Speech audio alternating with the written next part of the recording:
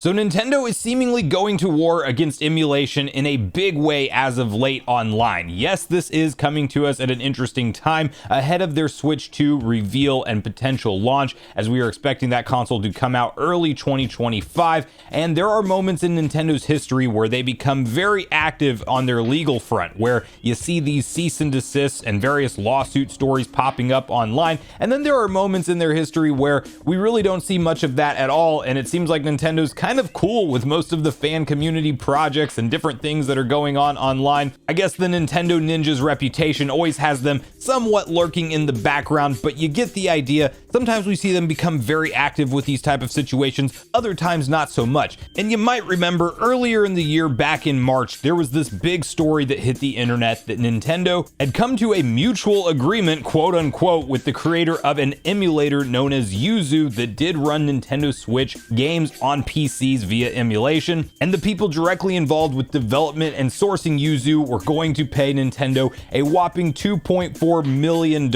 and they would also be forced to destroy all copies of Yuzu emulation software and essentially shut down entirely. And Yuzu, while it was a very popular Nintendo Switch emulation option, it wasn't necessarily the market leader, and there was also some sketchiness going on behind the scenes where there was a Patreon involved, and at the end of the day, the creators of Yuzu were essentially profiting off of giving people an emulation device for Nintendo Switch games. Well, then there was an interesting story making the rounds last week where a fellow content creator here on YouTube that has a very large following has essentially come under fire from Nintendo and had their entire channel threatened with copyright strikes, all because they have Wii U emulation game footage within their content. But now a major story that's developing is that Nintendo is indeed going after the #1 Nintendo Switch emulator available on PC and mobile platforms, which is none other than Ryujinx, and it appears that some kind of behind the scenes settlement has been reached where the creator's essentially going offline with this project altogether. It's not that you can't find existing versions of the emulator out there anymore, but all future development and support for this emulator will cease going forward due to this agreement from Nintendo.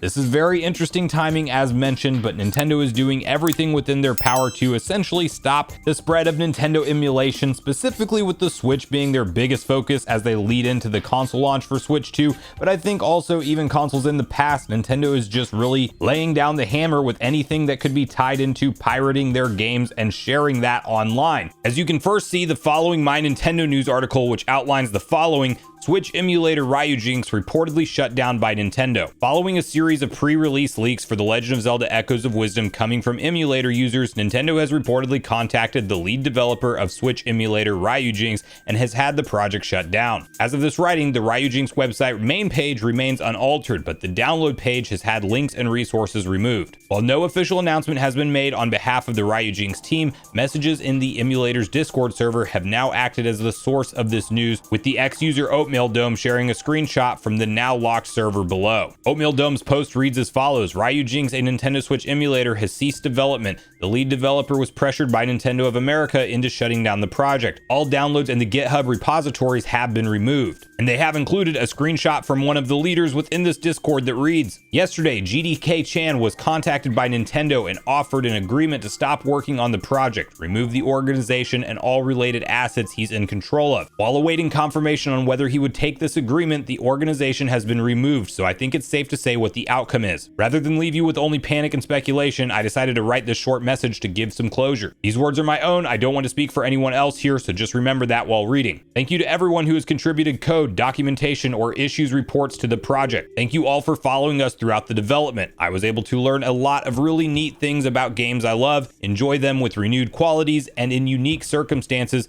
and I'm sure you all have experiences that are similarly special. I'm extending my own massive thanks to our moderation team who have been here through some rough circumstances and always found a way to make light of it. While the message claims that the lead developer GDC Chan has made an agreement with Nintendo to shut down the project and delete all assets, the finer details of said agreement or a confirmation of the project project's discontinuation remains to be seen. This of course comes off the heels of the $2.4 million settlement in March between Nintendo and another Switch emulator, Yuzu, after The Legend of Zelda Tears of the Kingdom fell victim to pre-release leaks as well last year. If true, the end of Ryujinx combined with the Yuzu settlement would mark the defeat of the two most well-known and widely used Nintendo Switch emulators. And with its lawsuit against Palworld pending, Nintendo's legal ninjas and copyright experts have already laid eyes on their next target. So what is interesting about Ryujinx is it is based out of Brazil and hence doesn't fall under the same laws that like what Yuzu creators ran into with the kind of damages that they had to pay Nintendo for running a Patreon, making money off of the software on the back end, and paying those $2.4 million in damages to Nintendo. That's not what's going on with this Ryujinx situation. It's a little bit different and interesting because you probably know emulation itself is not inherently illegal, and there are definitely legal ways to go about emulating your own games, and you have the right to do that. However, obviously people know that yes, a lot of times ROMs are just pirated online, sometimes early before the game's release, and they're used on software like Ryujinx and like Yuzu to effectively have a Nintendo Switch game early or play a Nintendo Switch game that you never purchased. So obviously Nintendo has some interest in shutting projects like this down, because the reality is that while it's great for game preservation and you can upscale games, have them look better, and absolutely a way that I enjoy many different Nintendo games from years past. I don't emulate that much recent stuff, but you talk about how awesome projects like Ship of Harkanian are for Ocarina of Time and all of the modern enhancements that are available to that N64 timeless classic, while we wait on Nintendo to maybe one day give us a remake from the ground up of that game again. Yes, it was released on the 3DS. That's a handheld console. This is a really cool way to experience it on a large screen TV or at your home desktop if you'd like. And while that's different than a lot of these emulators can have custom texture packs. You can do different enhancements and mods to how the game controls. You can use essentially your right analog to move the camera around in games that didn't have that support from back in the day. Plenty of modern enhancements, but what it sounds like happened with Ryujinx, according to the reports and info we have right now, is that this wasn't so much a legal threat and damages paid type of situation, but rather one claim that's been making the rounds from a large account online on X known as Pirate Nation says, according to an anonymous source, Nintendo's lawyers walked up to the main developer's house in Brazil and offered him a deal to delete Ryujinx. Essentially, a payday agreement was made that pull this emulator offline, get rid of all of the download links, and cease all development and support and the entire community that you're running behind it.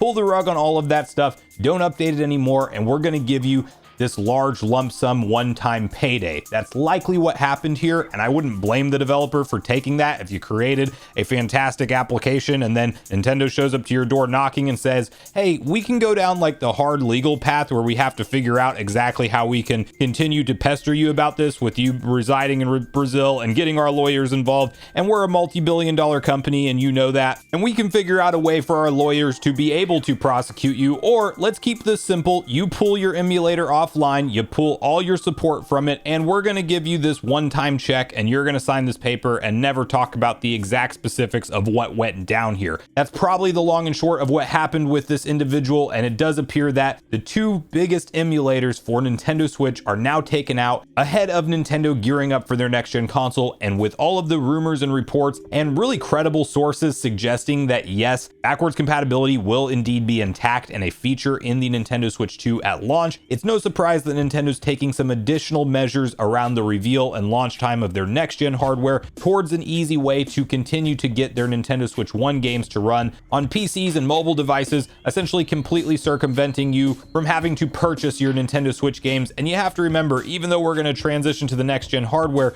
there's still going to be a whole plethora of Nintendo Switch games that come out during the launch year and for the foreseeable future afterwards for the original Switch because of the large install base it has. So it's not too exciting to see Nintendo paying their lawyers some extra money to go handle some business and unfortunately shut down projects that when used correctly can actually be a better way to experience Nintendo games. But nonetheless, that's the story with this one. I want to hear from you guys at this point in the video what you think about Nintendo kind of going on an all-out war against emulation online recently, taking out these two different Nintendo Switch emulators that are well known online, stopping any future updates and development for them, and that going on while they're handing out copyright strikes for videos that show emulation on YouTube, and all this going down while they have a pending lawsuit against Pocket Pair, the creators of Palworld, for patent infringement. management? Like, do you think this continues to ramp up from here with Nintendo and they take down that many more projects that are well known online? Or do you think we've likely seen the biggest targets now eliminated? And do you think that any of the timing of these things popping up all of the sudden being taken down has to do with the reveal and potential launch of the Switch 2? Because I do find it to be very interesting timing for Nintendo to start closely paying attention to these emulation projects right around the time that their supposed next-gen console will be launching with a feature like backwards compatibility for the Switch 1 library. So make sure you share all your thoughts and feelings in the comments down below before you leave, regardless if we agree or disagree. Also, make sure you like, subscribe, turn on your notification bell. And with that, I've been Sunbro, you've been Nation. Thanks so much for watching, and I'll see you guys in the next video.